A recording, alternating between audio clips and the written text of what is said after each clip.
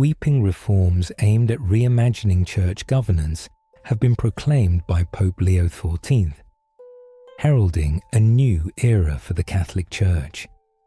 His pontificate, characterized by attentive listening, serenity, and clarity in decision-making, promises to transform the very heart of the Vatican. Inside sources report an atmosphere of deep reflection and comprehensive consultation, replacing a previous reliance on intuition. This new approach is set to become the cornerstone for future transformations. Particular emphasis is placed on clarity in decisions, a priority for the Pontiff, who seeks impeccable precision in every pronouncement.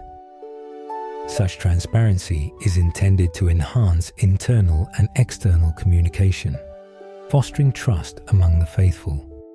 The message is clear. Under Leo XIV, the Church strives for direct and open communication. The initial signs of this new approach are already visible in the reorganization of the Roman Curia, aimed at debureaucratization and a reorientation of dicasteries towards pastoral activity and efficiency. In selecting personnel, priority is given to experience, pastoral competence, and dedication to service, marking a significant departure from past practices that created an impression of a distant and inaccessible church. These initial steps are expected to pave the way for a more agile, responsive, and people-centered church. The era of Leo XIV is envisioned as a period of introspection and reorientation, where listening precedes speaking, serenity underpins action, and clarity illuminates the path. While the task of consistent implementation remains challenging, the Pontiff's resolve to renew the Church remains unwavering. The world watches with interest as this historical transformation unfolds, wondering how far these changes will go and what impact they will have on the Church's future. Pope Leo XIV's reforms are gaining momentum, starting with the reorganization of the Roman Curia. The complex bureaucratic apparatus is being restructured to become more agile, transparent, and geared towards authentic service. The papal directive is clear. The administrative center must reflect simplicity and missionary activity, shedding worldly ambitions. An innovative approach to restructuring is evident in appointment policies. Leo XIV favors candidates with experience and a pastoral vocation who do not seek public prominence. New appointees view their work as quiet and humble service. We are not looking for ecclesiastical celebrities, but for humble and competent servants, a source in the Secretariat of State emphasized. This shift aims to depoliticize the curial environment and instill a service mentality. The new Curia is intended to be an effective instrument for governing the Church, which implies a review of each dicastery's powers to eliminate redundant functions and optimize processes. Decisions will be made collegially and promptly, allowing for quick responses to contemporary challenges. Synergy has become the motto, a striving for harmony among the various dicasteries. Reflections on the Curia's organizational culture are also profound. Leo XIV encourages an open-door policy and horizontal collaboration, breaking down rigid hierarchies and promoting dialogue. The Curia should become not a filter, but a mediator between the Pope and local churches, enhancing communication and the implementation of directives. The goal is for the administrative center to be a vital support for missionary activity. First changes are already noticeable. Historical dicasteries are being merged or redefined, and new talents, many from peripheral dioceses, are assuming responsibilities. Despite natural resistance, Pope Leo XIV's determination to advance this reform remains steadfast. This reconfiguration is more than just an administrative change. It is an act of ecclesial renewal aimed at restoring the essence of service within power structures. By prioritizing experience and pastoral vocation, the Pontiff sends a clear message. True authority stems from humility and dedication to mission.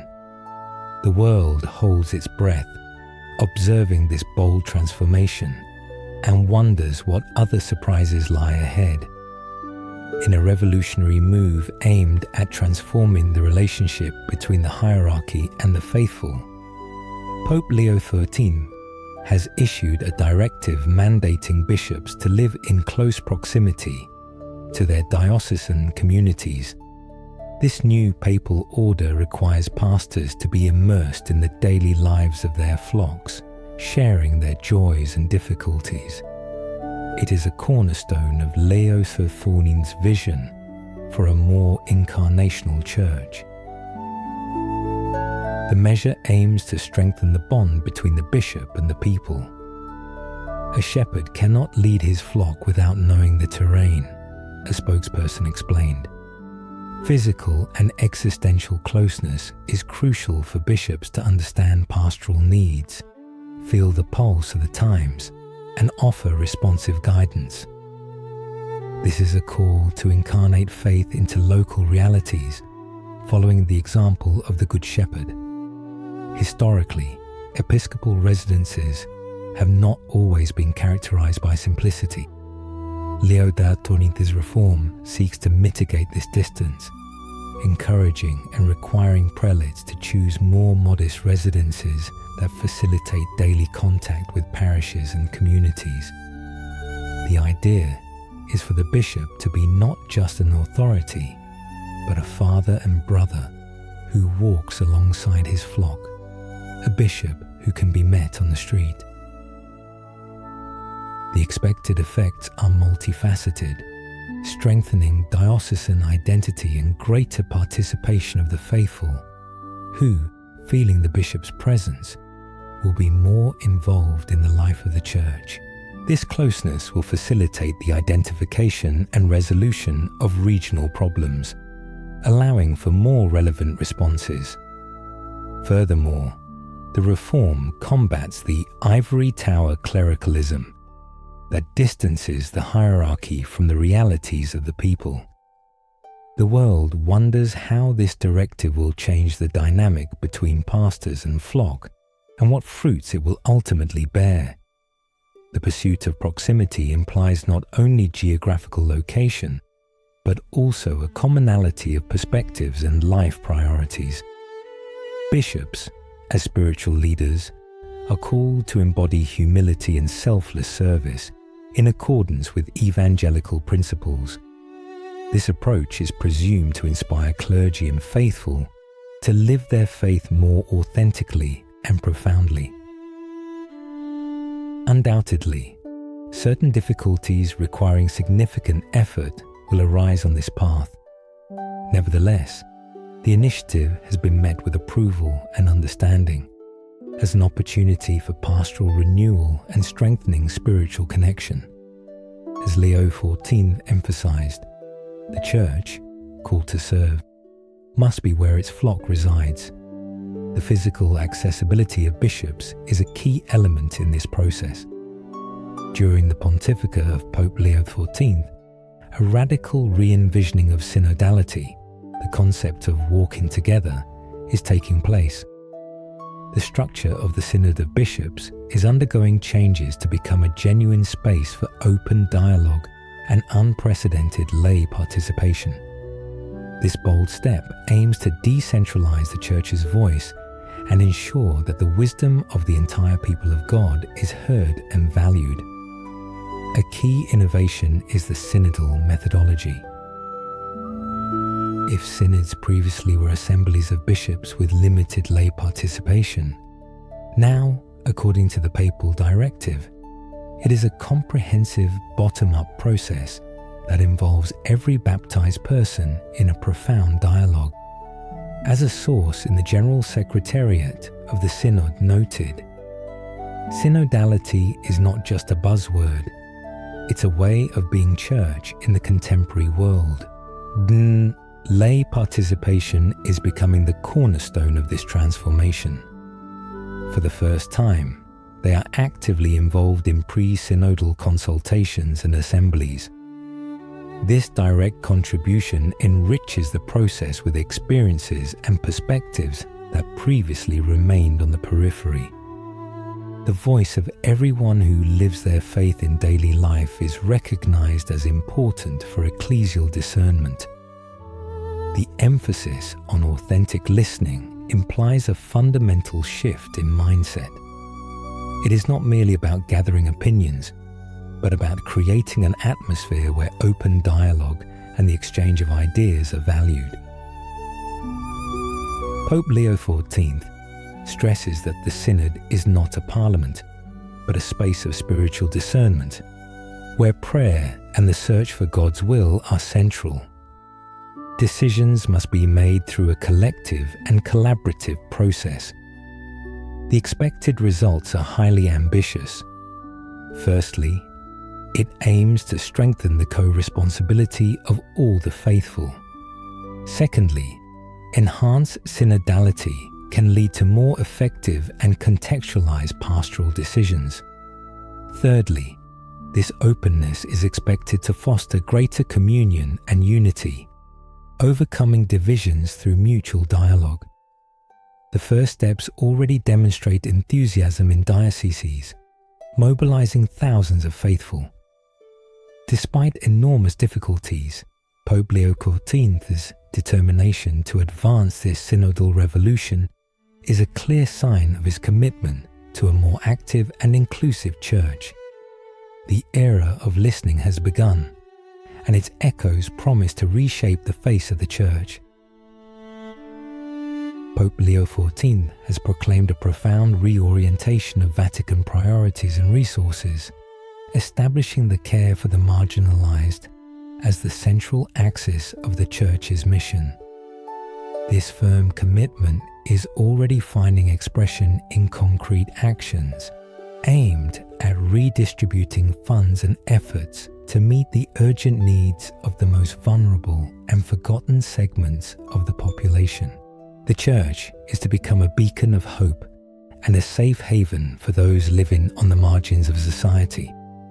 The reorientation of financial and human resources is becoming evident. The Pontiff emphasizes that the Church's wealth should serve the needy, not be hoarded or squandered on luxury. Every coin must be an instrument of charity, not an object of display, the Pope declared. This implies a thorough review of Vatican budgets, reducing the expenses in non-essential areas and redirecting funds to projects that directly benefit the needy. Beyond the financial aspect, the priority of caring for the marginalized involves a change in mentality at all levels of the Church. Bishops, priests, and laity are encouraged to place the vulnerable at the center of their activities. This is manifested in intensified work with refugees, combating modern slavery, protecting indigenous peoples, and promoting social justice. The Church under Leo XIV strives to be one that reaches out to those most in need. A practical example is the strengthening of the dicastery for promoting integral human development, which receives more autonomy and resources to coordinate acts of charity and social justice worldwide. Projects that were previously fragmented are being consolidated and expanded. Dioceses and religious congregations are called to follow this example, allocating more resources to charitable activities. The reform is not limited to material aid, encompassing the protection and promotion of the dignity of the marginalized. Leo XIV tirelessly advocates for the rights of the oppressed, condemning structures of sin that perpetuate poverty. This prophetic stance aims to inspire everyone to act for a more just and solidary world. Such a radical transformation undoubtedly entails certain difficulties. However, the Pope's conviction that the Church is most authentic when it serves the most disadvantaged is unwavering. This priority is a matter of fidelity to the Gospel.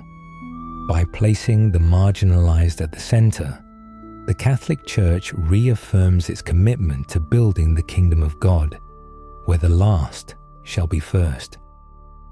The head of the Catholic Church, Pope Leo XIV, has launched an active campaign against clericalism, an entrenched mindset that, in the Pontiff's view, distorts the true essence of the priesthood. As part of this struggle, the Pope is taking steps to limit excessive honorary titles, curb unwarranted privileges, and reorient the focus of both clergy and laity toward humble and selfless service. The central aim of this campaign is to restore the image of the pastor as a dedicated servant, rather than an obladatel vlasti I влияние, holder of power and influence. According to Leo XIV, the root of clericalism lies in the dangerous temptation to view priestly ministry as a position that confers power and privilege, which, in turn, distances the priest from ordinary people. Clericalism is like a disease that can affect both clergy and laity, obscuring the meaning of baptism, the Pope emphasizes. As one of the first steps in this struggle, a decision was made to sharply limit the practice of conferring honorary titles that create artificial hierarchical distinctions. The papal directive states that the true value of the clergy should be determined by the witness of their lives and dedication to pastoral service, rather than external insignia. As part of the reform, ecclesiastical attire is also being reviewed. It should reflect evangelical simplicity rather than ostentatious luxury. The emphasis is on the priest's identification with the people, rather than highlighting a hierarchical distinction that can create distance. Furthermore, the reform also addresses clerical bureaucracy. Leo XIV criticizes the tendency of church structures towards self-isolation and self-perpetuation. To combat this phenomenon, he insists on the necessity of consultation with the laity in decision-making that affects the life of communities. The voices of the laity, expressed through pastoral councils, must be heard when major projects are implemented, to ensure that decisions are made in a spirit of communion and collaboration. This reform is expected to yield numerous positive results. Firstly, it should lead to the formation of a more humble and trustworthy church, akin to Christ the servant. Secondly, by dismantling the clericalist mentality, the reform aims to empower the laity, recognizing their foundational role in the Church's mission. Co-responsibility and active participation of all the baptized are encouraged in revitalizing communities and transforming the Church into a more missionary body. Resistance to change is inevitable, yet Leo XIV's determination to purify the Church remains unwavering. He views this reform as a necessary conversion of heart that will allow the Church to fully accomplish its missionary mandate. The war on clericalism is a call to rediscover the beauty of the Christian vocation, which is always a call to service. Pope Leo XIV is leading the Catholic Church on an unprecedented path of acceptance and pastoral care for LGBTQ+ Catholics and diverse families. This shift prioritizes mercy and the understanding that every individual is a beloved child of God, deserving of dignity and respect. The Church strives to become more inclusive, reflecting Christ's compassion. A key change lies in the pastoral emphasis. The Pontiff stresses that the Church must reach out to everyone, especially those who feel marginalized. We cannot be a church that closes its doors to anyone. Our mission is to accompany, listen, and discern with love, the Pope declares. This implies a posture of dialogue and pastoral closeness, seeking to understand the complexities of modern life and offer a path of faith.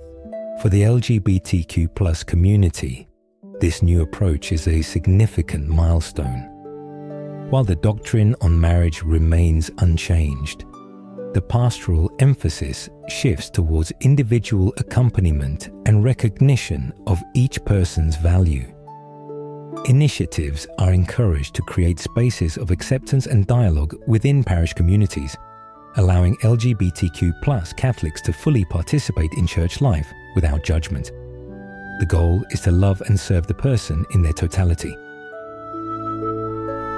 Beyond the LGBTQ+ issue, Leo XIV's directives extend to other diverse families, such as single-parent families and remarried individuals. The Church is encouraged to accompany these realities with mercy and pastoral discernment, recognizing the presence of the Holy Spirit in all families and striving for everyone to feel part of the community of faith. Reactions to these changes are mixed, ranging from enthusiasm among groups advocating for inclusivity to concern from conservative circles fearing a dilution of doctrine. The Vatican clarifies that these changes are pastoral, not doctrinal in nature, aiming to apply the gospel with a more open heart. This initiative by Pope Leo XIV testifies to his vision of a church unafraid to meet contemporary challenges with love and discernment. By prioritizing acceptance and listening, the Pontiff seeks for the Catholic Church to become a home for all its children, reflecting God's unconditional love. This path of continuous dialogue promises to reshape the face of the Church in its relationship with human diversity. Pope Leo XIV is actively re-envisioning the exercise of papal authority, promoting a style of leadership that prioritizes consultation, decentralization, and episcopal collegiality. This initiative aims to strengthen the universal Church, making it more responsive to local realities, deepening the concept that the Roman Pontiff governs in communion with the College of Bishops and the entire people of God. The heightened importance of consultation is a cornerstone of this re-envisioning. The Pontiff insists that important decisions should not be made in isolation, but after deep listening and dialogue with episcopates, clergy, and laity. The wisdom of the Holy Spirit blows throughout the entire body of the Church, the Pope declared, emphasizing a more synodal style of governance. This culture of consultation strives for directives to be the fruit of shared understanding, not imposition. Decentralization stands as another key pillar of the transformations. Leo XIV recognizes that centralized decisions are not always optimal, and many issues are more effectively resolved at the local level. This implies a significant expansion of autonomy and responsibility for local churches, allowing them to respond more promptly and accurately to the challenges arising in their regions. The Vatican, in turn, will play a role as a center of unity and coordination, relinquishing excessive micromanagement. The Church is strong in its diversity, and this richness must not only be valued but also actively fostered, as sources in the dicasteries emphasize. Such a re-envisioning is not aimed at weakening papal authority, but rather at strengthening it and aligning it with the realities of the modern world. By sharing responsibility and prioritizing consultation, Pope Leo XIV assumes the role of primus inter pares, first among equals, which fosters communion and cooperation.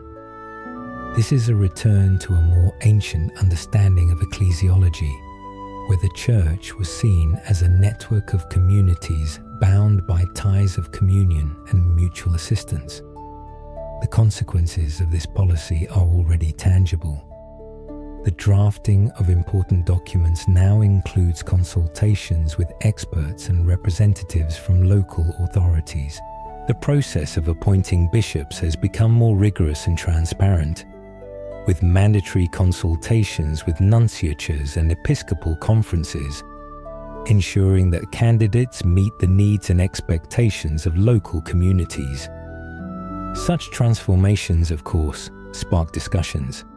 Some fear potential fragmentation and a loss of unity. However, Pope Leo XIV emphasizes that the unity of faith and communion remain inviolable, and diversity only enriches the Church. The re-envisioning of papal authority under Leo XII calls the Church to rediscover the beauty of communion and the strength of walking together, strengthening its position in the contemporary world. Pope Leo XIV is undertaking a sweeping reform in priestly formation, with an emphasis on forming healers of wounds and prioritizing practical pastoral experience. Moving away from outdated models, the papal directive aims to prepare priests with strong character, human maturity, balance, and a deep understanding of the realities of God's people. A key idea is the concept of healers of wounds.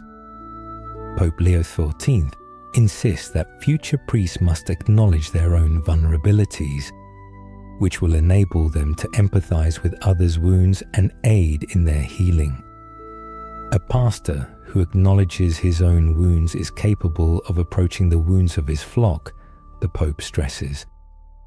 This implies increased attention to seminarians' mental health and thorough discernment of their vocation. The priority of practical pastoral experience is another fundamental innovation. The directive mandates immersing seminarians in pastoral activity from the earliest stages of their formation, including internships in parishes, hospitals, and charitable homes. The goal is for future priests to develop pastoral sensitivity, the ability to listen and empathize, and a concrete love for service, qualities that cannot be acquired solely from books. Seminary curricula are being revised.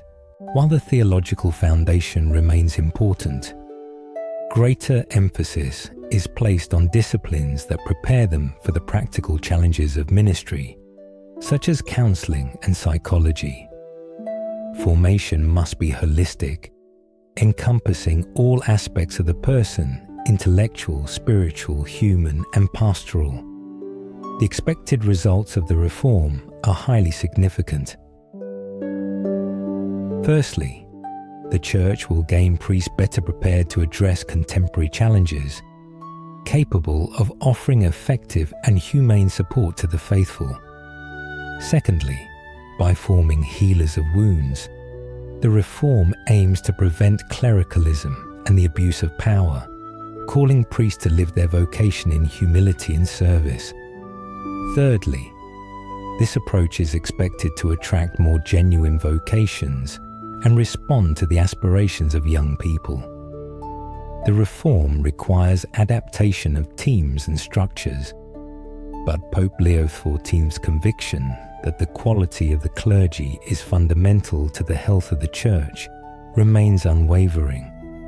This revolution in priestly formation is a crucial step towards ensuring that the Church has pastors who, being wounded, can be effective conduits of Christ's healing and mercy for a world so hungry for meaning.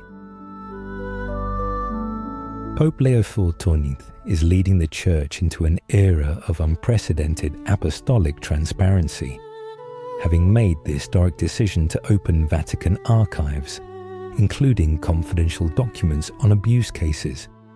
Simultaneously, the Pontiff is revising the canonization process to prioritize the holiness of ordinary people, rather than promoting clerical celebrities, and to foster the recognition of holiness manifested in daily life. These initiatives aim to restore trust in the Church and inspire a new generation of believers. The decision to open Vatican archives, especially concerning sexual abuse, is a crucial step towards accountability and transparency. Leo XIV signals an unwavering commitment to truth and reparation. The truth will set us free, and transparency is the first step towards healing and reconciliation, the Pope declared. This opening is intended to confront the past, acknowledge mistakes, and pave the way for a future built on greater honesty. Alongside this measure of transparency, the canonization reform is another important aspect. The Pontiff criticizes the tendency to canonize only prominent figures. The new directive emphasizes the holiness of ordinary people, a holiness manifested in daily life, in families, in simple gestures of charity. This aims to make holiness more accessible and inspire the faithful to strive for it without needing to perform great deeds. Throughout his pontificate, a clear trend towards de-emphasizing the exaltation of clergy has been evident, indicating the Pope's desire for pastoral activity to be characterized by humility and focus on the needs of the flock. Such an approach is intended to form a more humble ecclesial organization, less susceptible to the temptations associated with power and authority. By recognizing manifestations of holiness in the daily lives of ordinary people and promoting principles of openness, the Pope seeks to rebuild wavering trust in the Church. This is expected to lead to significant positive changes. Firstly, transparency and accountability should foster the restoration of trust from the faithful. Secondly, shifting the focus to holiness manifested in ordinary deeds can inspire spiritual renewal in people's hearts. Thirdly, the rejection of personality cults within the clergy will contribute to a healthier atmosphere in the Church, where humility and service are prioritized over the pursuit of glory and recognition. Declassifying confidential archives and re-envisioning the canonization process undoubtedly entail certain difficulties. However, Pope Leo XIV's vision is crystal clear. An organization that fears the truth is incapable of bringing the light of the gospel to the world. By embracing principles of transparency and honoring holiness in all its manifestations, the Catholic Church strives to establish new trusting relationships with the world, reaffirming its purpose as a symbol of hope, healing, and renewal. This legacy will undoubtedly resonate in the hearts of future generations,